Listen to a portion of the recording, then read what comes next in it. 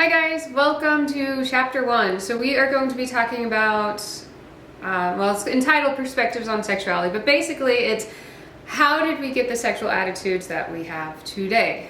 Okay, so one of the things that we want to talk about is our sexual intelligence. So sexual intelligence has 4 components: how we understand ourselves, the interpersonal sexual skills that we have, so can you communicate about sex and so on, do you care about the other person, and also integrity is part of it, so like not cheating on your partner, obtaining accurate scientific knowledge. So you do have a responsibility as a sexual being to become educated and not just to let life happen to you.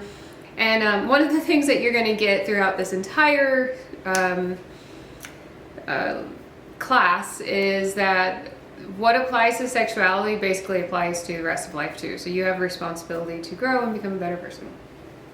And then consideration of the cultural context, and that is really what we are going to focus on today, is what is the cultural context that is creating our sexuality. The reason why our culture affects us is because we are psychosocial beings, which means that our psychology and our social context interact and makes us who we are. You know, our family raises us, our parents raise us, we have friendships and siblings and other, things that happen in life, and that creates our psychology. If you are abused by your parents, then your psychology is going to be different than someone who is loved by their parents. So that is our psychosocial integration. So it's a combination of psychological and social factors that create who we are. And I think that you guys probably get the idea. Psychological factors, emotions, attitudes, motivations, social factors, like social norms and so on. And then of course our biological factors are also a part of this, and that is something that's often forgotten in the psychosocial approach. So there's not only the psychosocial approach, but there's the biopsychosocial spiritual approach, because the spiritual matters as well.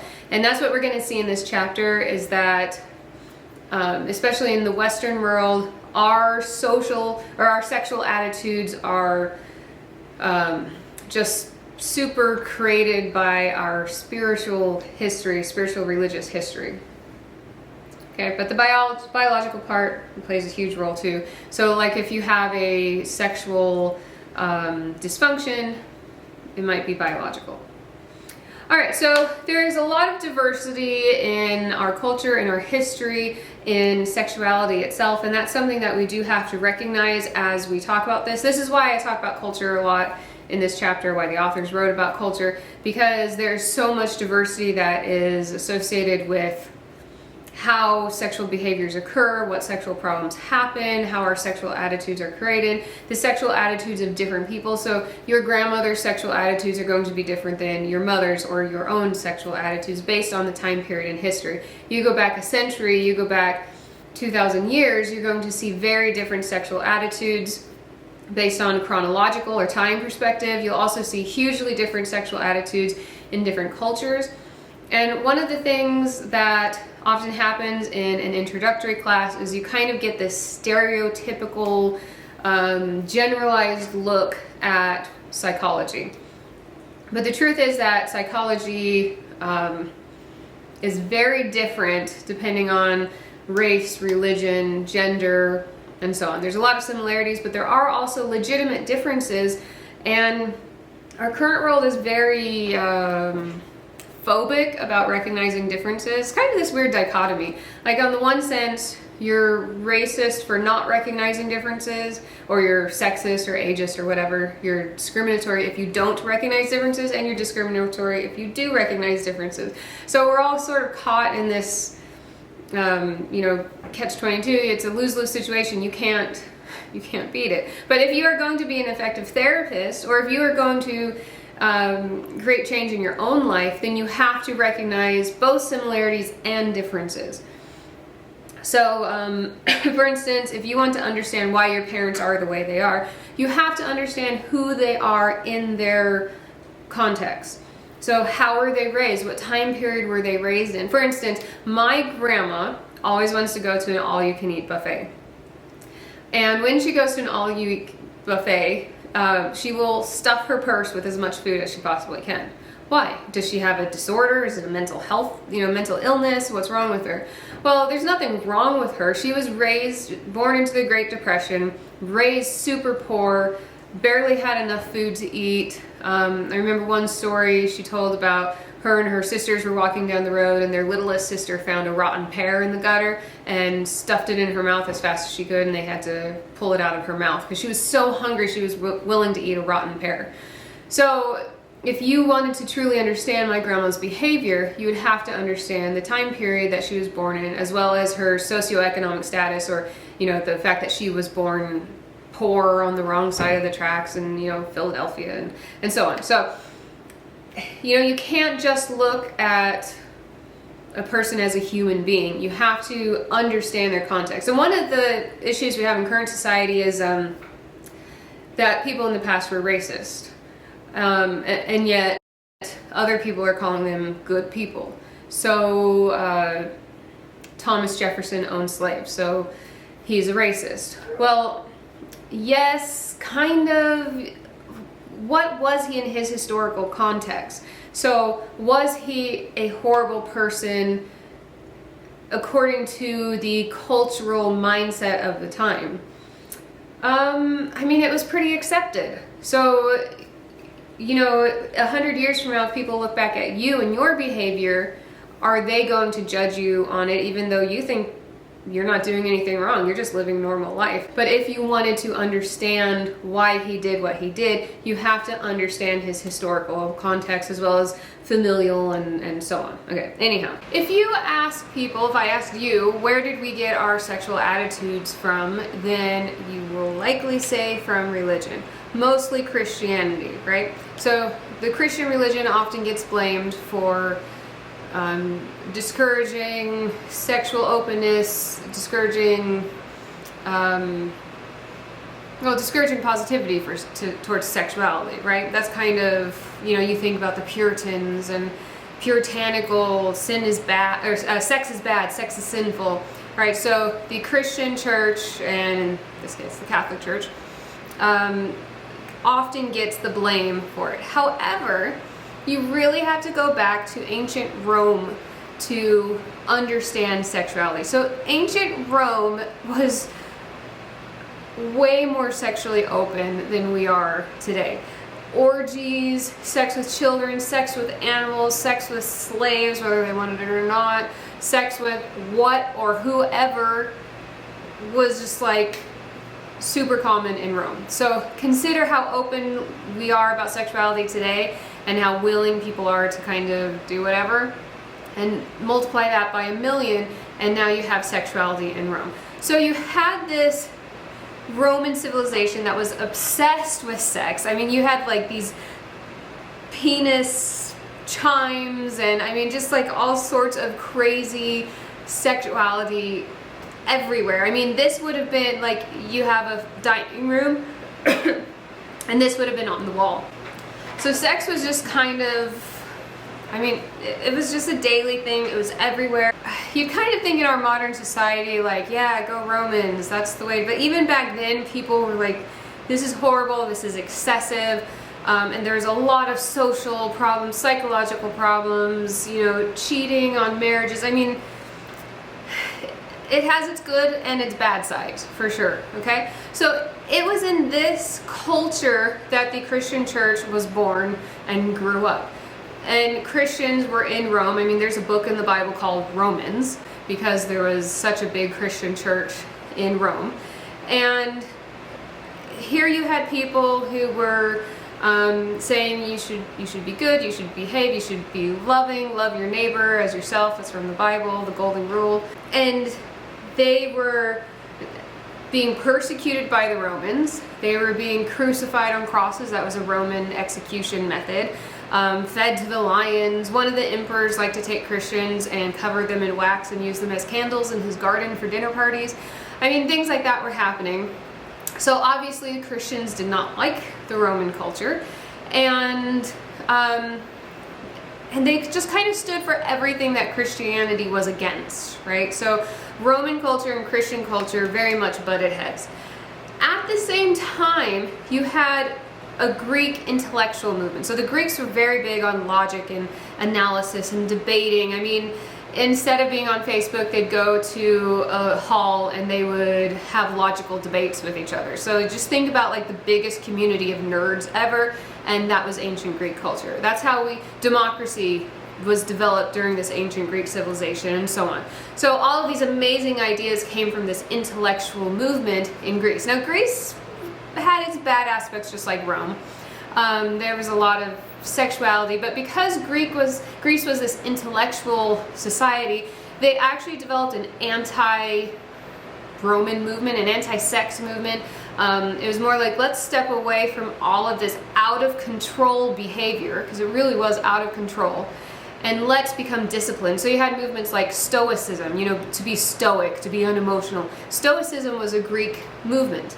It was a school of thought. And so the idea of like how the Catholic Church has a vow of chastity where you vow to not have sex, that came from Greek intellectual movements. A vow of poverty, that came from Greece. So these were not actually Christian ideas originally. I mean, there's nowhere in the Bible where it says don't have sex. It says have sex within marriage, but the Bible is very pro-sex. I mean, read Psalms and it's all about like, oh, I love you and I love your peaches sort of thing, and I want to climb your tree. I mean, that kind of thing is in Song of Solomon.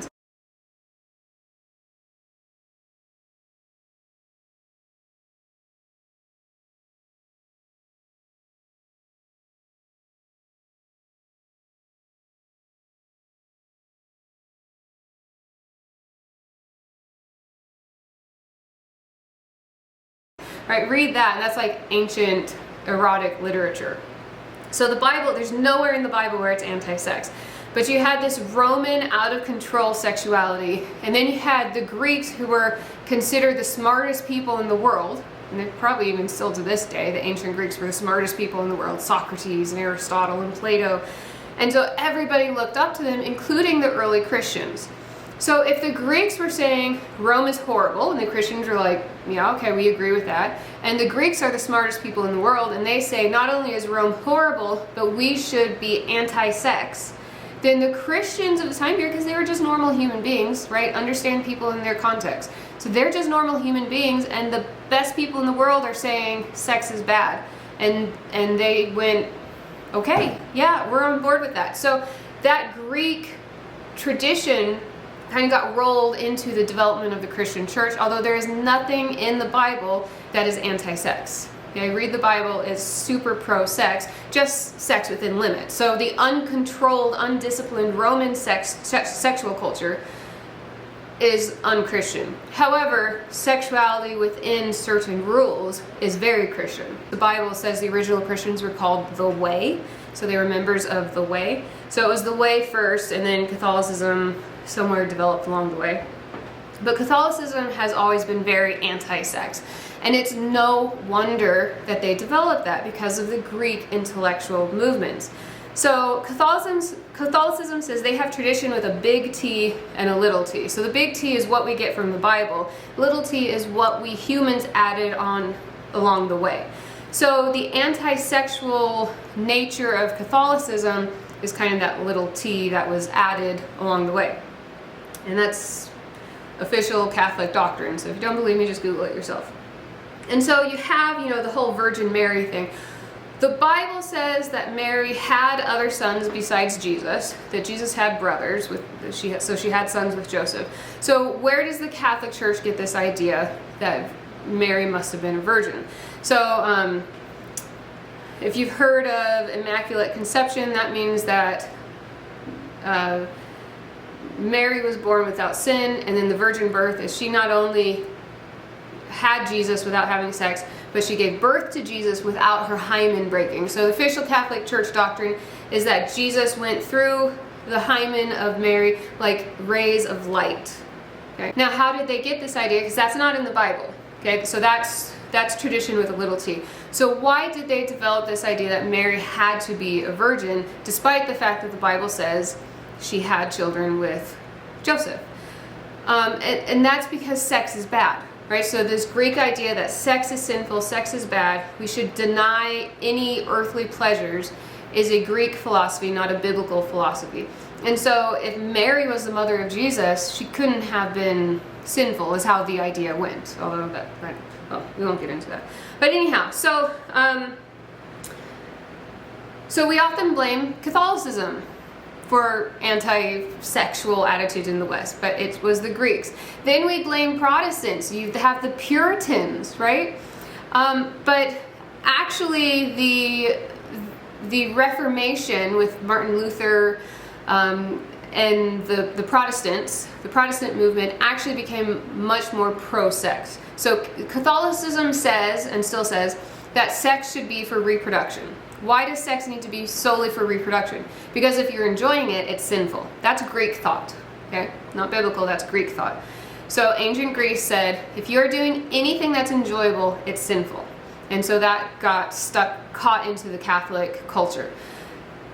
So that's why if you're Catholic, you're not allowed to take birth control pills. You're not allowed, because that means you're having sex for fun instead of sex for reproduction. So the only good sex is if you're trying to have a baby. If you could have sex without enjoying it, that would be ideal. But when the Reformation movement happened, Martin Luther and other Protestant leaders like John Knox, Calvin of Calvinism, said that sex is actually good. Sex should be for enjoyment. Sex is good if you're depressed. Sex is good for married life. It's good for marriage. And so you should be having sex even if you can't have babies, or even if you don't want babies. You should still be having sex. And that was as revolutionary as the Protestant Reformation was.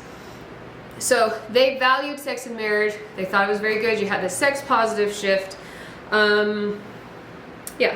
And there was also an increased respect for women, which we don't think of with the early Protestant movements. Okay, some people don't even think about that with the later Protestant, the evangelical movement, but it actually did increase respect for women, that sex was good, you could have sex. Okay. Even the Puritans believed sex was good and you should be having sex even if it's not for having a baby. So you would never have thought that the Puritans were pro-sex, but they actually were. Let me see if I can find a quote. So Martin Luther was actually really pro-sex. This is about a letter that he wrote to a physician that was a friend of his. So he's talking about his friend's marriage, and he says, "Kiss and re-kiss your wife. Let her love and be loved. A married life is a paradise, even where all else is wanting." Okay, so he was very positive about you should enjoy sex. He said, "We are permitted to laugh and have fun with and embrace our wives, whether they are naked or clothed. When you are assailed by gloom, despair, or a troubled conscience, you should eat, drink, and talk with others. If you can find help for yourself by thinking of a girl, do so." Okay, that is very revolutionary sexual thought.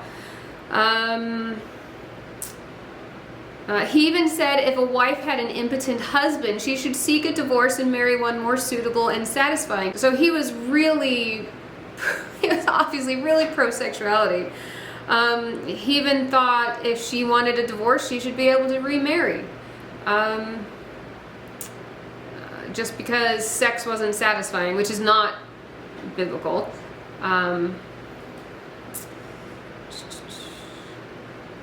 He said, if the woman is free from the divine law and cannot be compelled to suppress her carnal desires.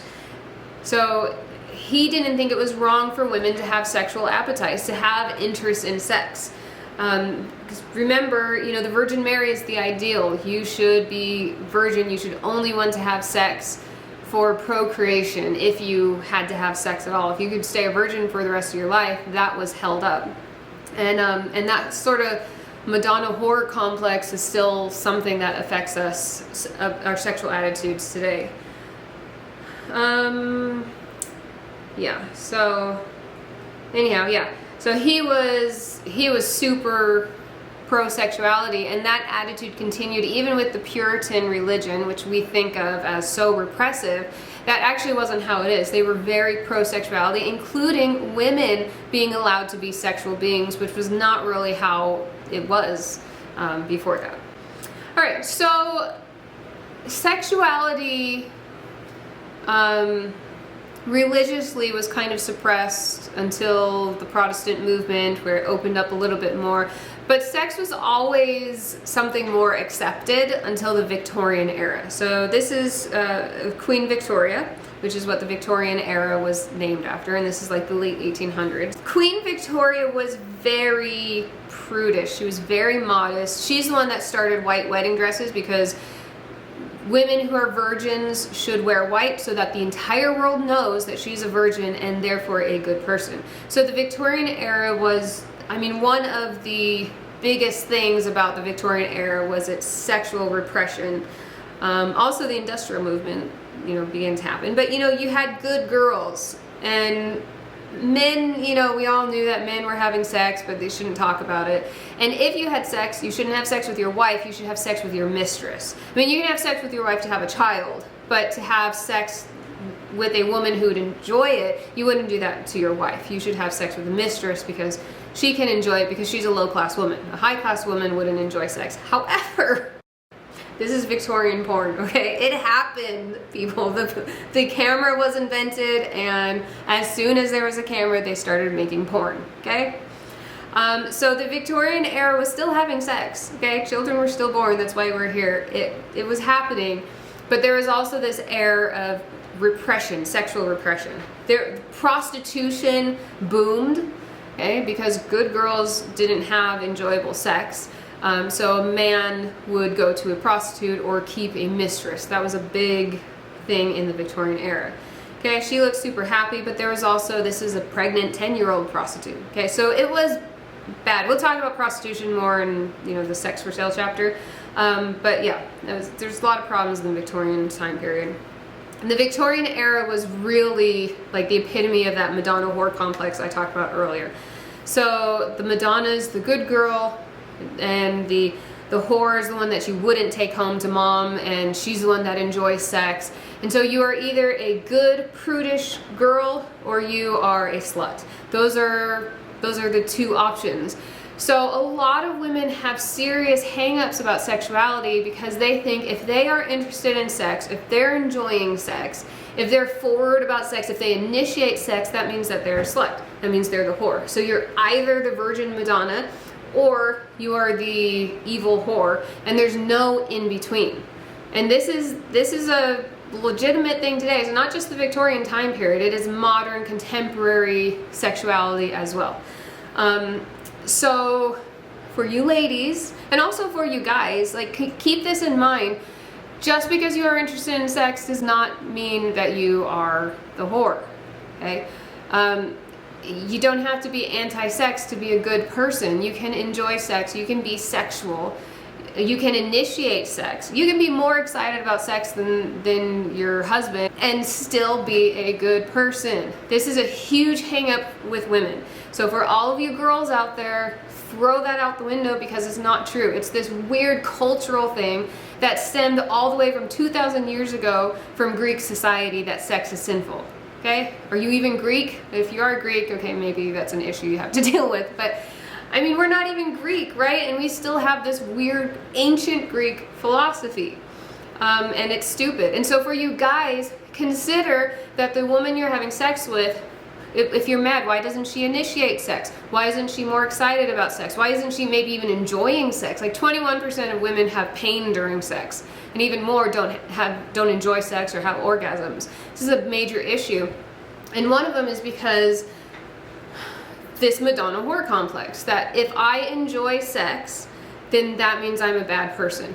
And so women, especially inexperienced women, but even some who have been having sex for decades, have this idea in their head that I can't enjoy sex. So for you guys, what you have to do is you have to give her permission to enjoy sex. I mean, even saying to a woman like, I love when you initiate sex, or I love when you get excited, or it's so cool how passionate you are during our sex, or you know, something like that, that gives her permission to be more sexual, that shows her that you approve. That's what women want. And maybe it's wrong that that responsibility is on you as a man. But if you want to have good sex, give her permission to enjoy sex. Make her understand and let her know that you do not think she is a whore because she's not acting like a Madonna. Okay? Let her know that you still think that being excited about sex is a good thing. And it'll do wonders for your sex life. Okay? And girls, If he thinks that you're a slut because you're enjoying sex, he's a loser. Okay? That's the truth. Leave him. You should enjoy sex. That is normal. Not enjoying sex is not normal. Okay? If you want something that's abnormal, not enjoying sex is maybe it's not abnormal, but it's not right. Like, you should enjoy sex. You should be excited and passionate and want to have sex. Although we will get more into that because arousal happens differently with women. There's context and all this. We'll get into that, okay? So don't freak out yet. That doesn't mean that you're like always wanting to have sex, but if you are excited about sex, that's a good thing. That's normal. So if you think it's not normal, you need to change your attitude. Male or female, you need to change your attitude. Okay, anyhow, that's my soapbox for the day. So we get into modern society, right? The 1920s flappers. This is when modern contemporary sexuality really bloomed, right? So we're leaving the Victorian time period into the Edwardian, more modern time period. And the bad girls started wearing short skirts. They started showing legs. They cut their hair short, masculine. That was not okay. But eventually it started becoming more mainstream. So everybody, even the good girls, started wearing short skirts and cutting their hair short, or probably in this picture they have their hair tucked up so that it looks short, even though it's not actually cut short, so they're still good girls. Notice also that the clothing is becoming more masculine. Okay, the more masculine, the more easy to move in clothing a society has, the more freedom and power women have. Okay, it even started to wear pants, right? I'm sure you wear pants.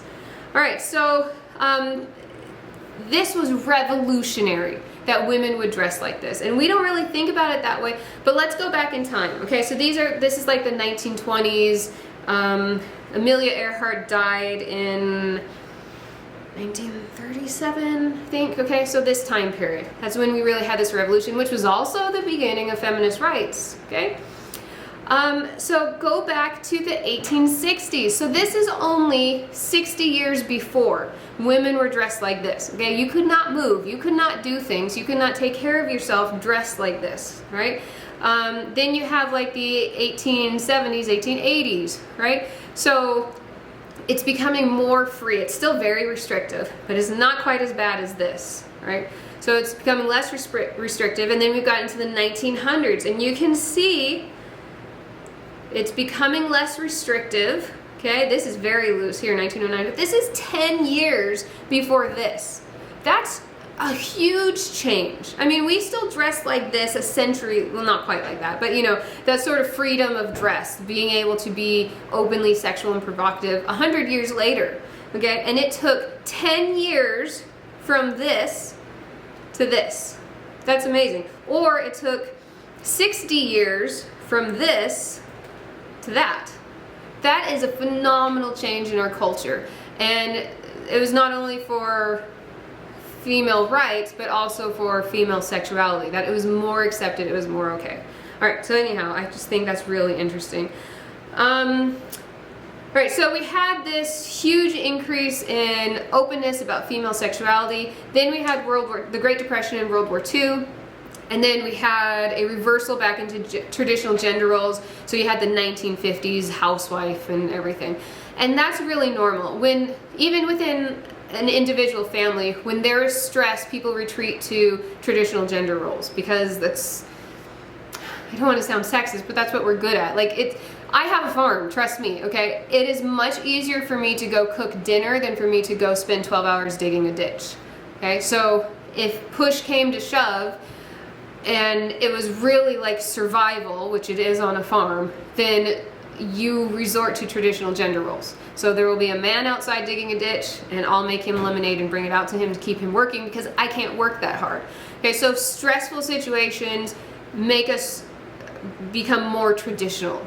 Okay, the more wealth, the more resources we have, the more freedom there is for women, which also explains the 1920s, the roaring 20s, when people had tons of money. And then, you know, a decade later, World War II, Great Depression, everything went to crap like it is now, and yeah, we became much more traditional. Then we had the 1960s, so we had the 1950s, very traditional. 1960s, we had tons of money in the 50s and 60s, And so we had this sexual revolution. Then the recession of the late 70s happened in the 80s, and we became more traditional again. Okay, so you see that sort of connection, that correlation between the economic well-being of a country, sexuality. Rome, super rich and wealthy during the time. They were openly sexual. So the point is, I'm just trying to show you all the connections there is to sexuality to help you understand our current sexual attitudes. All right, then we have other things. I'll just, you get this, so I won't talk about too much, but television affects us, the internet affects us. If you look at television, you had these taboos. So 1952, the first pregnancy ever on TV with I Love Lucy. I Love Lucy was also the first people that slept in the same bed on television. Then I think it was the 1930s, there was the first kiss on TV. Okay, so TV broke a lot of taboos for us and has helped to propagate certain social attitudes, okay? The internet is also a major factor in current sexual attitudes. So you've got pornography, you have children being exposed to sexuality at a really young age. And really, I think today the internet has more of an impact on us than television does. When I was a kid, it was television. Magazines played a huge role because, you'd read, trying to think, what was the magazine when I was a teen? You, I think it was called. Vogue, things like that. So those had huge impacts on us. But I think today magazines and television aren't so much. It's the internet that's really affecting us. And television, when I was a kid, things were very, very controlled. You didn't hear cussing on TV, it would be bleeped out. You'd have to buy HBO to see any sexuality, to hear any curse words. And now the internet is just everything's out there. The violence, the sexuality and violence. So, I don't know, things are changing, right? Things have changed significantly. Okay, yeah, so that's it. All right, anyhow, I think that probably gives you a good idea of sexuality, gives you a good introduction. The main point of this is to understand sexuality, you need to understand the context, or to understand anything, you need to understand the context of people's lives. What things are affecting them, their religion, their culture, their ethnicity, their gender, all of these things are going to change and shape their sexual attitudes. So for you yourself, try to think about this week, what things are affecting your sexual attitudes. Do you have positive or negative sexual attitudes? You probably have both. How extreme are those attitudes? What are your attitudes about sex outside of marriage, within marriage, masturbation, threesomes, abortion, whatever. All of these sexual related things. What are your attitudes and what created those attitudes? Is it your culture? Is it the things you're exposed to in the media? Is it your family values? Is it your religion?